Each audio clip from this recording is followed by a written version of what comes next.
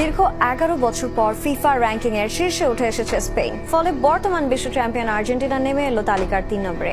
এক ধাপে গিয়ে 2 নম্বরে উঠে এসেছে ফ্রান্স, এদিকে কপাল পুড়েছে ব্রাজিলেরও।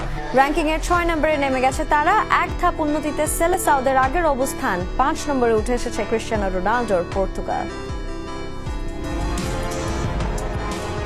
অপেক্ষাটা 11 বছরের। 2014 সালের পর এই প্রথম ফিফার র্যাঙ্কিং এর শীর্ষে উঠে এসেছে স্পেন, যা কিনা লামিন ইয়ামালের দলের জন্য বড় এক প্রাপ্তি। সাফল্যের মূল ভিত্তি 2024 ইউরো জয়ের ধারাবাহিকতা এবং সাম্প্রতিক সময়ে তাদের দুর্দান্ত পারফরম্যান্স। র্যাঙ্কিং এর এমন উন্নতি শুধু যে তাদের শক্তিরই প্রমাণ দিয়েছে তা কিন্তু নয়, বরং বিশ্ব ফুটবলে নতুন করে আধিপত্য বিস্তারের বার্তাও দিয়েছে তারা। স্পেনের পাশাপাশি উন্নতি হয়েছে কিলিয়ান এমবাপ্পের ফ্রান্সের।